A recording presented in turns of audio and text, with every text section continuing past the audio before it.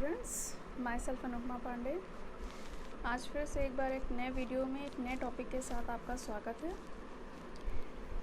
पिछले टॉपिक में हम लोगों ने पढ़ा था मिलेनियम डेवलपमेंट गोल्स और आज हम लोग पढ़ेंगे ग्लोबल एजुकेशन मॉनिटरिंग रिपोर्ट। ठीक है, ये आपका यूनिट 2 का टॉपिक है। जैसा कि पिछले टॉपिक में हम लोग ने मिलेनियम डेवलपमेंट गोल्स के बारे में पढ़ा था। जो भी हमारे गोल्स थे, जो भी बच्चों से रिलेटेड, चाइल्ड के राइट से रिलेटेड चीज़ें थी, उसी से मिलता जुलता कहीं ना कहीं ये भी टॉपिक है कि हमको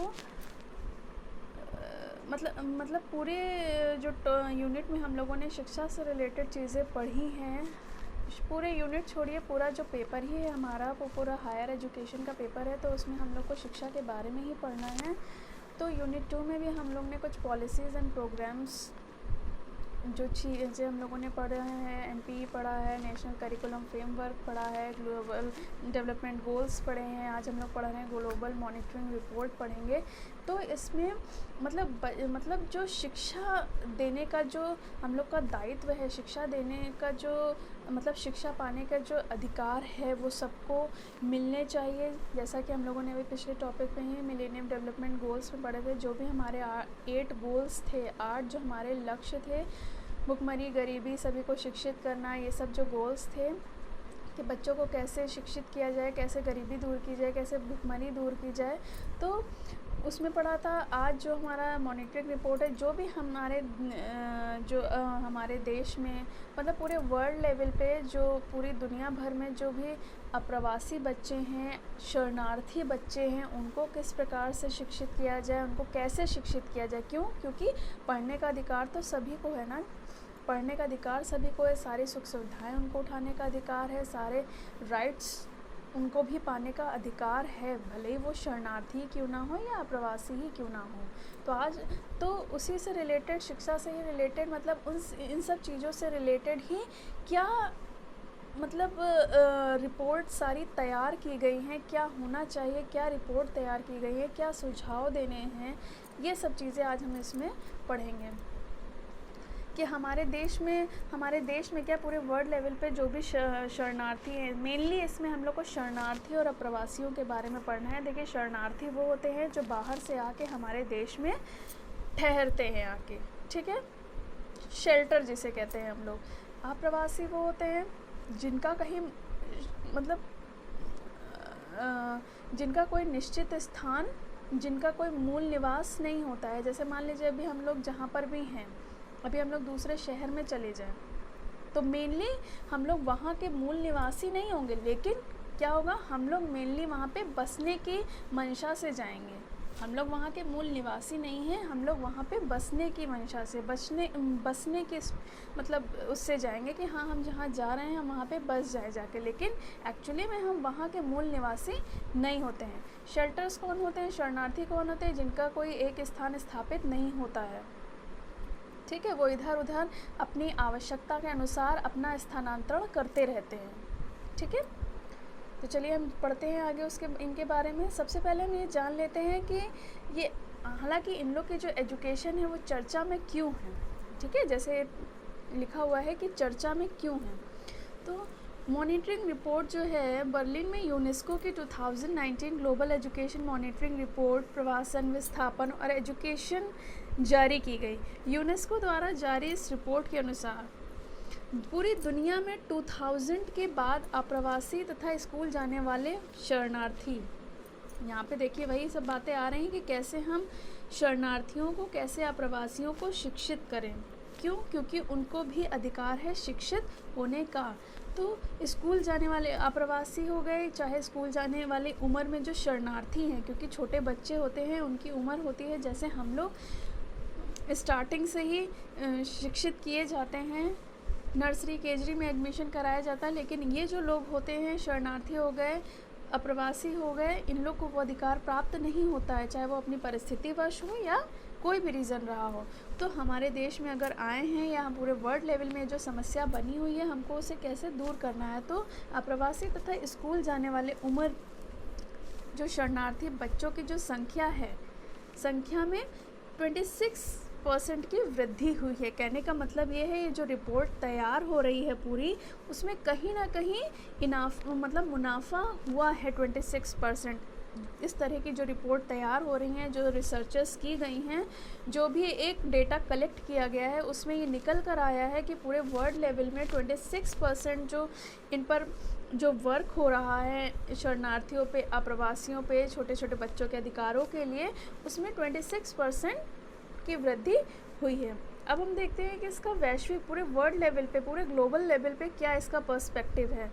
ये रिपोर्ट अप्रवासी तथा शरणार्थी बच्चों को गुणवत्ता परक शिक्षा का लाभ प्राप्त करने के लिए क्षेत्रों में देशों की उपलब्धियों तथा त्रुटियों को प्रमुखता से दर्शाती है। कहने का मतलब ये है कि मेनली जो ये ग्लोबल मॉनिटरिंग रिपोर्ट है आपकी, वो ये है कि इसमें जो बच्चों को हम एजुकेशन दे रहे हैं, बट कैसी एजुकेशन होनी चाहिए? क्वालिटेटिव एजुकेशन होनी चाहिए, गुणवत्ता परक एजुकेशन होनी चाहिए, जिससे गुणवत्ता परक शिक्षा होनी चाहिए, जिससे उन्हें इस शिक्षा का लाभ, मतलब गुणवत्ता परक मतलब अच्छी शिक्षा उन्हें देनी चाहिए कि वो सीखें, कुछ जानें, उनको ज्ञान हो। ठीक है, इससे क्या होगा? जैसे मान लीजिए भारत में है, भारत में हम लोग अप्रवासी जो हैं, जो शरणार्थी हमारे देश में आए हुए हैं, तो ये हम ही लोग की मॉरल ड्यूटी है कि हम तो अपने बच्चों को तो पढ़ा रहे हैं, तो इट्स आवर मॉरल ड्यूटी कि हम लोग भी उन लोगों को अच्छे से पढ़ाएं, पूरी वही वेल फैसिलिटीज़ दें पढ़ाई के लिए। और इससे क्या होगा? ये तो रिपोर्ट में लिखा ही है, और साथ में ये भी लिखा है कि अगर ऐसा हम करेंगे तो हमारे क्षेत्रों में हमारे देश की उपलब्धि तथा उनकी त्रुटियों की प्रमुखता दर्शाती है। अगर हम उन पर मेनली फोकस करेंगे तो हमने उन पर क्या उपलब्धि पाई है, क्या क्या हमने अचीव किया है, कहाँ तक हम आगे बढ़े हैं, और कौन कौन से एरर्स अभी भी रह गए हैं, तो इस बात को शो करती है। ठीक है, इनमें बच्चों के लिए गुणवत्ता परक शिक्षा के अधिकार को प्रतिदिन कक्षाओं और स्कूलों के प्रांगण में चुनौती दी जाती है। कहने का मतलब ये है कि जैसे हम लोग जनरली स्कूल में जाते हैं, असेंबली अटेंड करते हैं, जो भी हम लोग पूरे उसमें एक्टिविटी, पूरे दिन में अपने स्कूल में जो भी एक्टिविटी करते हैं, कहीं ना कहीं ये पूरा एक चैलेंज है कि कैसे हम उन बच्चों को भी वैसे ही शिक्षा का अधिकार प्रदान करें। इसके बावजूद शरणार्थियों के आश्रय प्रदान करने वाले शीर्ष 10 कंट्रीज़ में 10 में से 8 राष्ट्रीय शिक्षा प्रणाली में शरणार्थी बच्चों को शामिल करने की दर में वृद्धि हुई है। इसमें बहुत सारे देश हैं, जैसे इथियोपिया है, युगांडा है, इसमें निम्न आय वाले देश हैं, लेकिन कहीं ना कहीं इन देशों में उन्नति प्रगति हुई है। कनाडा, आयरलैंड और ये सब, कनाडा हो गया, आयरलैंड हो गया, प्रवासियों के लिए समावेशी शिक्षा नीतियों को लागू करने में सबसे आगे हैं। ठीक है, तो कहने का मतलब ये है कि कहीं ना कहीं पूरे वर्ल्ड लेवल पे, पूरे ग्लोबल लेवल पे इन शरणार्थियों के लिए, अप्रवासियों के लिए उनको शिक्षित करने का, उनको पूरे क्वालिटेटिव एजुकेशन देने का, गुणवत्ता परक शिक्षा देने का उनका काम जारी है। शरणार्थियों के बारे में क्या कहा गया है, अब देख लीजिए। पूरी दुनिया में विस्थापित लोगों, विस्थापन मतलब एक जगह स्थान ना होना, स्थापित ना होना, वो शेल्टर्स कहलाते हैं, शरणार्थी कहलाते हैं। पूरी दुनिया में विस्थापित लोगों की संख्या में आधे से अधिक 18 वर्ष की आयु वाले हैं। फिर भी बहुत से देश ऐसे जो इन शरणार्थियों को अपनी राष्ट्रीय शिक्षा प्रणाली से बाहर रखते। बहुत सारे देश अभी भी ऐसे हैं जो शरणार्थियों को अलाउ नहीं करते हैं कि हम उनको शिक्षा का अधिकार दें, वैसे उनको शिक्षा दें। बहुत सारे देश हैं, ऑस्ट्रेलिया है, हंगरी है, इंडोनेशिया है, ये सब देश ऐसे हैं जो यदि शरणार्थी बच्चों की शिक्षा तक पहुंच भी जाए तब भी उनके लिए इतना इनफ है। और बांग्लादेश में रोहिंग्या, अभी हम लोग के न्यूज़ में ही कुछ साल पहले नहीं, मतलब बहुत टाइम नहीं हुआ होगा जब हम लोग ने न्यूज़ चैनल पर सुना था कि रोहिंग्याज़ हम लोग की कंट्री में आ गए हैं। मतलब बांग्लादेश से लोग कुछ हमारी कंट्री में आ गए थे। रोहिंग्याज़ नाम आप लोगों ने सुना होगा। तो ये सब शरणार्थी हैं। बहुत से अलग अलग कंट्री के जो शरणार्थी शेल्टर्स होते हैं उनके अलग अलग नेम होते हैं। जैसे यूनाइटेड रिपब्लिक ऑफ तंजानिया के में बरुंडी चलते हैं, बरुंडी शरणार्थी, ठीक है। थाईलैंड में करेन शरणार्थी, और पाकिस्तान में बहुत से अफ़गान शरणार्थी। तो अलग अलग जगहों के अलग अलग शरणार्थियों के नेम्स होते हैं। तो समुदाय आधारित निजी शिक्षा प्राप्त कर सकते हैं। इनमें से कुछ तो प्रमाणित भी नहीं है। उदाहरण के लिए देखिए, जैसे लिखा है मतलब बहुत सारी जगह ऐसी हैं जहाँ शरणार्थी वो शिक्षा प्राप्त कर सकते हैं या शिक्षा प्राप्त भी कर रहे हैं, लेकिन वो मेनली प्रमाणित नहीं किए गए हैं। केन्या शरणार्थियों को अपने राष्ट्रीय पाठ्यक्रम का लाभ उठाने की अनुमति तो देता है, लेकिन पूरी तरह से उन्हें समावेशित नहीं कर पाता है, क्योंकि ये शरणार्थी कैंपों में रहते हैं जहाँ वे अपने केन्याई समकक्षों को बातचीत करने में असमर्थ होते हैं। तो ऐसे ही बहुत सारे एग्जाम्पल्स दिए हुए हैं। अलग अलग देशों ने पूरा अपना एक अलग अलग देशों की अपनी अपनी एक रिपोर्ट है, लेकिन कहीं ना कहीं वो अपने जो शरणार्थी हैं, जो अप्रवासी हैं, वो उनको शिक्षित करने में लगे हुए हैं। अब देखिए अप्रवासी कौन होते हैं मेनली, जैसा अभी भी मैंने बताया था कि वो जहाँ पे वो गमन करते हैं, जैसे कहीं पर जाते हैं तो जहाँ पर वो गए हैं, जिस स्थान पर, जिस क्षेत्र में, जिस राज्य में कहीं भी गए हैं, वो वहाँ के मूल निवासी नहीं होते हैं, बट वो वहाँ पर बसना चाहते हैं। वो बसने के मतलब उससे गए हैं, इस बेस से गए हैं कि हम वहाँ पे बस जाएंगे। तो उच्च आय वाले देशों में वर्ष 2005 से 2017 के बीच अप्रवासी पृष्ठभूमि वाले छात्रों की संख्या 15 से बढ़कर 18 हो गई। इनकी संख्या 36 मिलियन है, जो कि पूरे यूरोप में स्कूल जाने वाले छात्रों की संख्या के बराबर है। यदि इनकी संख्या इसी तरह से वृद्धि होती रही तो वर्ष 2030 तक की वृद्धि 22% हो सकती है। तो कहने का मतलब ये है कि कहीं ना कहीं इनके अप्रवासियों पे भी उच्च आय वाले जो देश हैं, वहाँ पर उच्च आय वाले जो देश हैं वहाँ इनकम ज़्यादा है, तो इन लोगों के लिए बहुत सारी ऐसी फैसिलिटीज़ हैं जो मतलब जैसे कुछ पहले कम संख्या थी, कुछ मतलब जैसे जो हम अप्रवासी थे उनके शिक्षित होने की वो कम संख्या थी, लेकिन उच्च आय वाले मतलब उनके पास इनकम ज़्यादा है, इकोनॉमिक कंडीशन बहुत स्ट्रांग है, तो वो उसी हिसाब से अपनी सारी अरेंजमेंट करते हैं, उन बच्चों की शिक्षा के लिए सारे फैसिलिटीज़ अवेलेबल कराते हैं।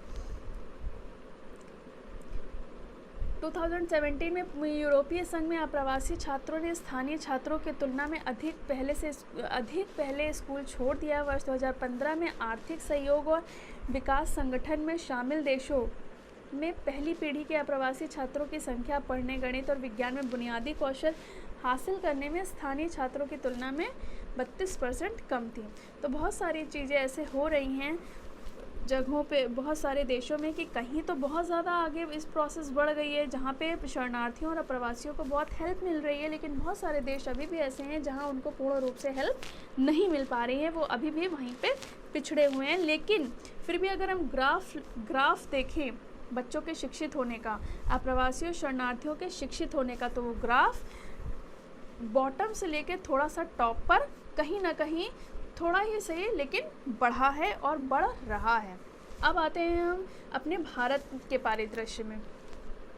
रिपोर्ट के अनुसार 2013 में भारत में 6 से 14 वर्ष तक के 10.7 मिलियन बच्चे ग्रामीण परिवारों में रहते थे। ये वो परिवार हैं जो मौसम के अनुसार प्रवास करते हैं। मौसम के अनुसार प्रवास करने का मतलब ये है कि जैसे मान लीजिए हमारे पास रहने को घर नहीं है, जैसे घर नहीं है, हम झोपड़पट्टी टाइप बना के रहते हैं, झोपड़ी ओपड़ी बना के रहते हैं, बट जैसे बाढ़ आ गई अचानक से तो हमारा घर, हमारे जो सब चीज़ें हैं आसपास की चीज़ें सब डिस्ट्रॉय हो गई, तो क्या होता है हम पूरा अपना सब सामान, अपना घर सामान लेके हम दूसरी जगह पे स्थापित हो जाते हैं। तो कहने का मतलब ये है कि एक स्थापित जगह हम लोग की नहीं है, हम लोग मौसम के अनुसार प्रवास करते हैं। मान लीजिए अभी गर्मी का मौसम है तो हम ऐसा स्थान ढूंढेंगे कि जहाँ हमको ठंडक मिले, हम अपना वहाँ पे घर बना लेंगे, ठीक है, टेंट वगैरह लगा के। जैसे मान लीजिए बारिश का मौसम हुआ तो हम ऐसा स्थान ढूंढेंगे कि जहाँ बारिश हो लेकिन हमें बारिश से प्रॉब्लम ना हो ठंड के लिए। तो कहने का मतलब ये है कि मौसम के अनुसार प्रवास करते हैं। कुछ परिवार ऐसे हैं जिसमें 10.7 मिलियन बच्चे ग्रामीण परिवारों में रहते हैं। इन परिवारों में 15 से 19 वर्ष की आयु के 28% युवा तो अशिक्षित थे या इन्होंने अपनी प्राथमिक शिक्षा भी पूरी नहीं की थी। तो कहने का मतलब ये है कि कहीं ना कहीं प्रॉब्लम्स हैं जिसकी वजह से लोग अभी भी अशिक्षित हैं।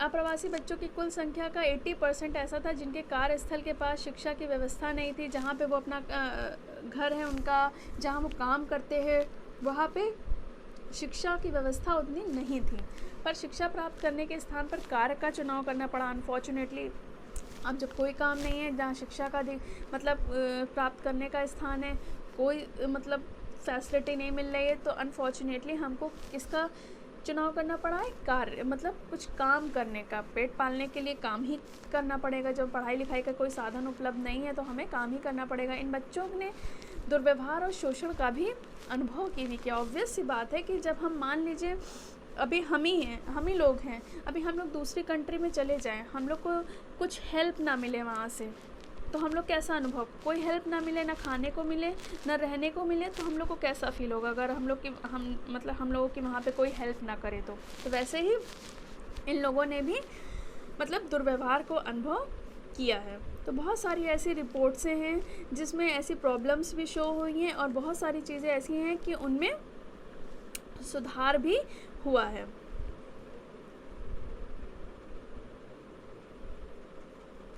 अब देखिए इसमें सुझाव, रिपोर्ट जो तैयार हुई है पूरी इन अप्रवासी तथा शरणार्थी बच्चों के लिए, उसमें कुछ सुझाव भी दिए गए हैं।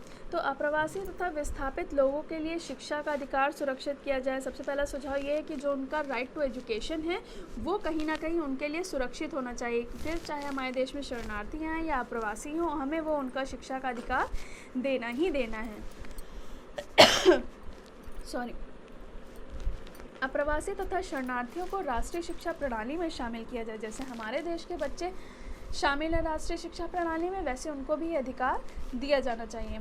अप्रवासी तथा शरणार्थियों की शिक्षा संबंधी आवश्यकताओं को समझा जाए तथा उन्हें पूरा करने के लिए योजना बनाई जाए। शिक्षा मतलब जो भी अप्रवासी तथा शरणार्थियों के लिए जो भी शिक्षा संबंधी जो नीड्स हैं वो उनको इम्पॉर्टेंट समझा जाए, उनकी नीड्स को, और उन्हें पूरा करने के लिए प्लानिंग की जाए कि कैसे हमें एक प्लानिंग की जाए कि कैसे हमें उन्हें पूरा करना है, उनकी आवश्यकताओं को। फिर आता है पूर्वाग्रह को समाप्त करने के लिए शिक्षा में आप्रवासन तथा विस्थापन को सही ढंग से शामिल किया जाए। मतलब जो ये आप्रवासी हैं और ये जो शरणार्थी हैं, इनकी जो समस्याएं हैं, जो पहले से इनकी समस्याएं चली आ रही है साथ में, उनको सही ढंग से समस्याओं को समझ के उनको अपने देश में अपनी शिक्षा में शामिल किया जाए। विभेद तथा मुसीबतों को समाप्त करने के लिए अप्रवासी तथा शरणार्थियों के लिए शिक्षक तैयार किए जाएं।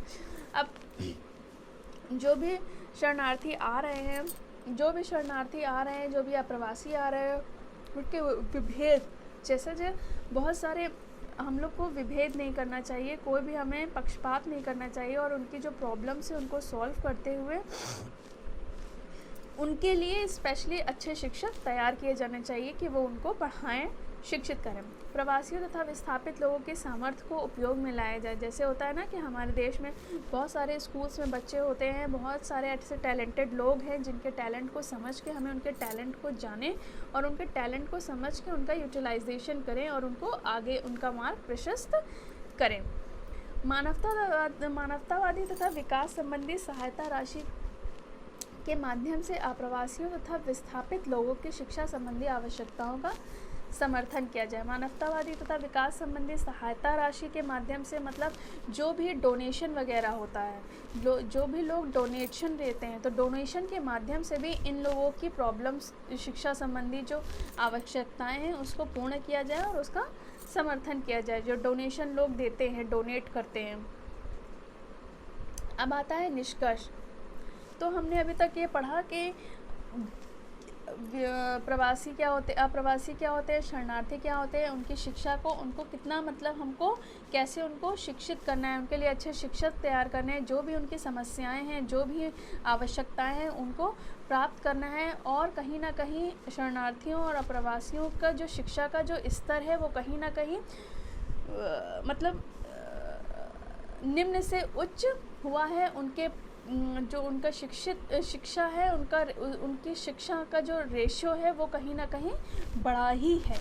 लेकिन बहुत सारे देश हैं वो अभी भी इस मामले में थोड़ा सा अपने आप को समेटे हुए हैं, सीमित किए हुए हैं। देखिए निष्कर्ष में चीन और भारत ऐसे देश हैं जहां एक बड़ी आबादी आंतरिक रूप से प्रवासन करती है। बहुत बड़ी आबादी है इंडिया एंड चाइना में, और रिपोर्ट से पता चलता है कि मौसमी प्रवासन का शिक्षा पर महत्वपूर्ण प्रभाव पड़ता है। मौसमी प्रवासन, जैसा भी मैंने बताया कि जो शेल्टर्स होते हैं वो अपने मौसम के अनुसार अपना स्थानांतरण, अपना स्थान परिवर्तन करते रहते हैं, अपना स्थान प्रवास को मौसम के अनुसार चेंज करते रहते हैं। तो इन सब चीज़ों का शिक्षा पर बहुत ज़्यादा प्रभाव पड़ता है। मान लीजिए जैसे फॉर एग्ज़ाम्पल जैसे अभी हम एक स्कूल में पढ़ रहे हैं, एक स्कूल में पढ़े, हमें वहाँ की एजुकेशन नहीं मतलब 2 साल पढ़े, 3 साल पढ़े, 4 साल पढ़े, सडनली हमारे साथ इतनी बड़ी प्रॉब्लम आ गई कि हम उस स्कूल में ना पढ़ के हमें दूसरे थोड़े कम फ़ीस जो चार्ज करते हैं हमें उस स्कूल में पढ़ना पड़ा। तो इससे क्या हुआ, हमारी एजुकेशन पे इफ़ेक्ट पड़ा। क्यों? क्योंकि हम 4 साल वहाँ पे पढ़े तो हमें वहाँ का एनवायरनमेंट पूरी अच्छी तरह से समझ में आ गया था। लेकिन जब हम लोगों ने स्कूल चेंज कर दिया, अब फिर से हम वही स्टार्टिंग से वहाँ का एनवायरनमेंट समझे, वहाँ के टीचर्स को समझे, वहाँ के फ्रेंड्स को बनाए, वहाँ के एजुकेशन को समझे। तो ये सारी चीज़ें हैं कि मतलब मूल निवास ना होने के कारण, मूल रूप से एक जगह पर न रहने के कारण शिक्षा पे बहुत ज़्यादा इफ़ेक्ट पड़ता है। इसलिए यूनेस्को की रिपोर्ट नीति निर्माताओं ने झोपड़ियों में रहने वाले ग्रामीण प्रवासी बच्चों के लिए सार्वजनिक शिक्षा को मजबूत करने का आग्रह करती है। तो यूनेस्को की रिपोर्ट कहीं ना कहीं इस बात का आग्रह करती है, इस बात को सपोर्ट करती है कि सार्वजनिक शिक्षा सभी ग्रामीण प्रवासी बच्चों के लिए सार्वजनिक मतलब सभी को समान रूप से शिक्षा देने के लिए आग्रह करती है। प्रवासन और विस्थापन दोनों एक वैश्विक चुनौतियां हैं, ग्लोबल चैलेंज है, जिन्हें सामान्य रूप से 17 सतत विकास लक्ष्यों, जैसा कि मैंने अभी मिलेनियम डेवलपमेंट गोल्स में बताया था, लक्ष्यों और विशेष रूप से SDG 4 यानी विशेष रूप से समावेशी और न्याय संगत गुणवत्तापरक शिक्षा निश्चित करना और सभी के लिए आजीवन सीखने के अवसरों को बढ़ाना। तो कहने का मतलब ये है कि निष्कर्ष से हमें ये पता चलता है, जो भी रिपोर्ट तैयार की गई है यूनेस्को के द्वारा कि कैसे हमें अप्रवासी और शरणार्थियों को शिक्षित करना है। क्यों हमें उन्हें सार्वजनिक शिक्षा देनी है। जैसे हम अपने देश में बच्चों को शिक्षा देते हैं, वैसे ही उतना ही अधिकार उनका भी है शिक्षित होने का। तो हमें कहीं ना कहीं उनको शिक्षित करने के लिए उनके आजीवन सीखने के अवसर को भी बढ़ाना होगा, उनकी शिक्षा को सार्वजनिक करना होगा, उनको गुणवत्तापरक उनको शिक्षा देनी पड़ेगी, क्वालिटेटिव, जैसे हम अपने स्कूल्स में अपने बच्चों को देते हैं। हमें बिना भेदभाव के, बिना राजनीति के, बिना भेदभाव के, बिना किसी गलत इंटेंशन से हमें उनको शिक्षा देनी ही देनी है, बिकॉज ये उनका अधिकार है। सो स्टूडेंट्स, आज के लिए इस वीडियो में इस टॉपिक में इतना ही। फिर अगले वीडियो में एक नए टॉपिक के साथ फिर मुलाकात होती है। तब तक के लिए thank you and have a good day.